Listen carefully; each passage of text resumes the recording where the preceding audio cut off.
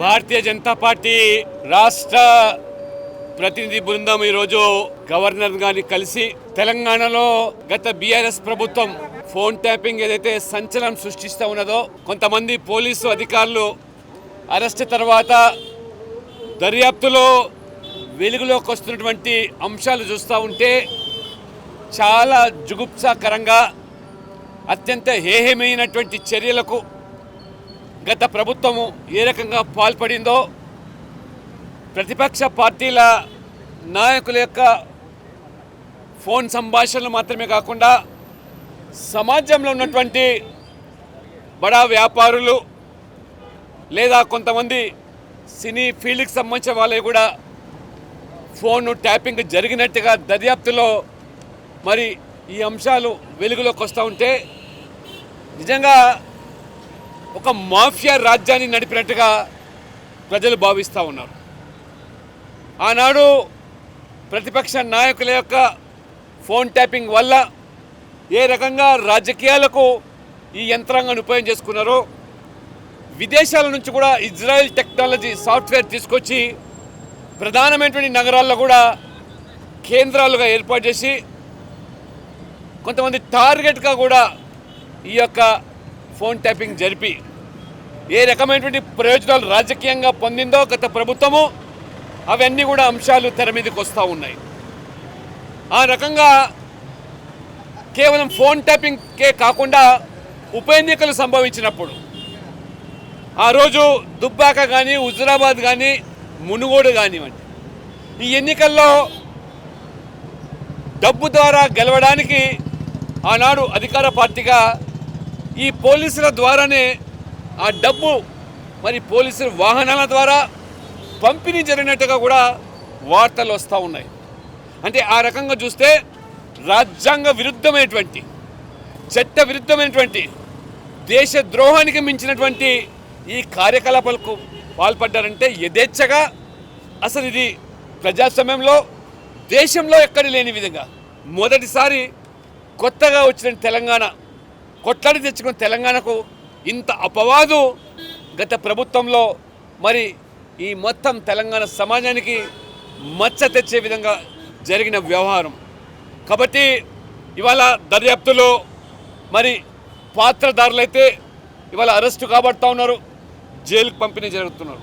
కానీ సూత్రధారులు ఎవరు? మరి ఇవాళ రేవంత్ రెడ్డి గారు కూడా ముఖ్యమంత్రి, మరి వాళ్ళ తాట తీస్తామంటారు, వాళ్ళను వదిలే ప్రసక్తి లేదంటారు. మంత్రులు కూడా ఒకరు మించి ఒకరు ఏ రకంగా ఇవాళ వారు మరి ఈ దర్యాప్తులో ఎవరిని వదిలే ప్రసక్తి లేదు, ఎంత స్థాయిలో ఉన్నా వదిలే ప్రసక్తి లేదంటారు. మరి దర్యాప్తులో బీఆర్ఎస్ సుప్రీం ఆదేశాల మేరకు జరిగిందని మరి కొంతమంది ఇవాళ అధికారులు వెలిపించుతూ ఉంటే, మీరు ప్రభుత్వ అధికారులుగా ప్రభుత్వ ఆదేశాల మేరకు ఏ రకంగా మీరు నడుచుకుంటున్నారో, గతంలో ఆనాటి ప్రభుత్వం ఆదేశాల మేరకు మేము ఈ రకంగా చేశామని బహాటంగా వారు చెబుతున్న వార్తలు వస్తూ ఉంటే ఆశ్చర్యం కలుగుతుంది. అందుకనే మరి ఇవాళ రేవంత్ రెడ్డి గారు ఈ యొక్క ఫోన్ ట్యాపింగ్ని కానివ్వండి, ఇవాళ అనేక అంశాలు ఇవాళ మీరు ఎన్నికల ముందు కాళేశ్వరం యొక్క అవినీతి గురించి, కుంభకోణం గురించి మాట్లాడారు, మేడిగడ్డ గురించి మాట్లాడారు, ధరణి గురించి మాట్లాడారు, అదే రకంగా డ్రగ్స్ మాఫియా గురించి మాట్లాడారు. పెద్ద తలకాయలందరూ కూడా వదిలే ప్రసక్తి లేదన్నారు.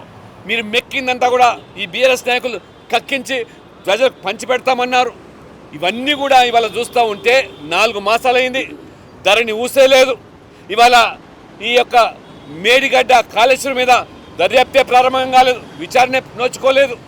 మరి ఆ రకంగా డ్రగ్స్, ఇప్పుడు ఫోన్ ట్యాపింగ్, ఇవి చూస్తూ ఉంటే ఏదో మియా బీబీ రాజీ పడ్డట్టుగా మీరు ఈరోజు మరి ఆనాటి మరి యొక్క మరి బడా నాయకులతో రాజీ పడి ప్రజలను అబాసు పాలు చేస్తున్నట్టుగా ఈరోజు సమాజం భావిస్తుంది. కాబట్టి ఖచ్చితంగా ఈ యొక్క నేరం ఏతుందో ఇది దేశ ద్రోహానికి తలపెట్టిన నేరం. కాబట్టి ఖచ్చితంగా కేంద్ర ప్రభుత్వం కూడా ఇవాళ ఇజ్రాయెల్ నుంచి టెక్నాలజీ వచ్చిందని, ఆ రకంగా టెలిగ్రాఫ్ యాక్ట్ ప్రకారంగా కూడా కేంద్రం అనుమతి లేకుండా జరిగేదానికి ఆస్కారం లేదు.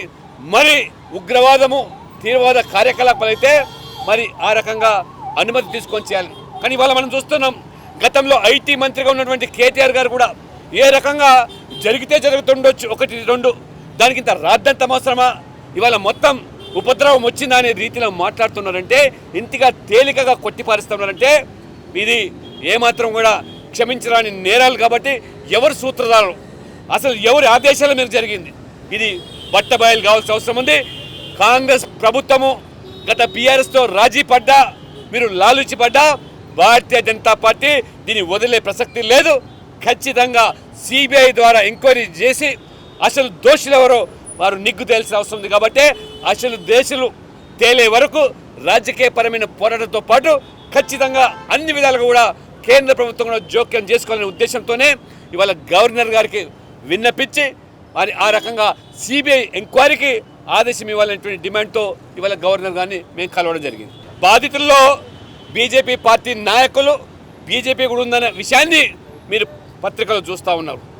అంతేకాకుండా సిబిఐ ఎంక్వైరీ ద్వారా తేడు తెల్లమవుతుంది తెలిసినప్పటికీ కూడా సుమోటోగా కేంద్రమే చొరవ తీసుకోవాలి, మేము ప్రమేయం చేయము, మా ప్రమేయం ఉండదు, మేము జోక్యం చేసుకోమని చోద్యం చూస్తామనే రీతిలో మాట్లాడుతున్న దానికి ప్రజలు ఇవాళ గమనించాలి. కాబట్టి ఖచ్చితంగా సిబిఐ ఎంక్వైరీ ద్వారానే అసలు విషయాలు బయటకు వస్తాయి. ఏమాత్రం సిబిఐ ఎంక్వైరీ జరగాలంటే కూడా రాష్ట్ర ప్రభుత్వం ముందుకు రావాలి.